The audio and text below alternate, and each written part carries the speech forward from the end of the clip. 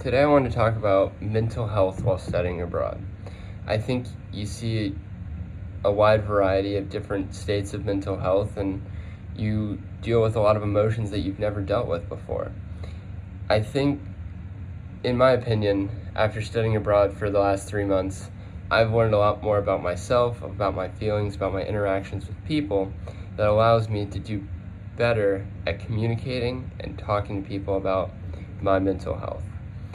A lot of schools, like the University of Melbourne, offer free counseling, and I've taken advantage of this as it gives me an opportunity to talk to someone about how I feel and all these feelings that I'm having. I think you need to take your mental health more seriously when studying abroad because of the physical distance you are away from everything that you know. Your mental health is very important, and I completely believe that in order to take the step of being not just comfortable somewhere, but being able to thrive in a different location, you need to focus on your mental health. Whether that means talking to friends that you make here, although you might not believe that you've known them long enough, you don't have the past experiences, everyone's going through a lot of the same emotions. So talking to friends, being with friends, and building those relationships together is what truly is going to matter when you go study abroad.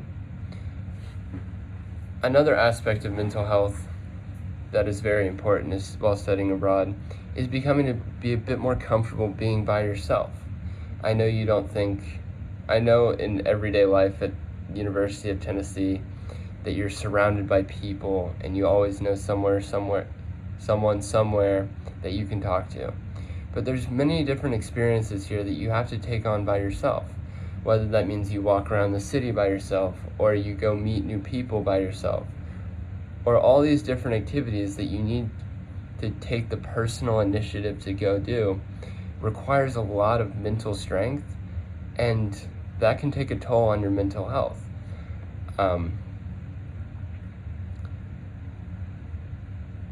I've learned a lot about dealing with communication back home, and that I need to be more explicit with everyone that I talk to in order to truly communicate my emotions.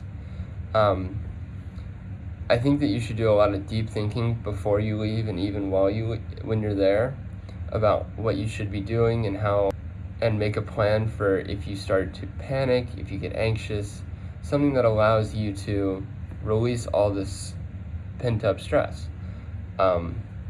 Your mental health is very important, especially while studying abroad, and the consequences of not looking after it could be having a bad time, wanting to come home, severe homesickness, and all of these different things that could take a toll on your experience.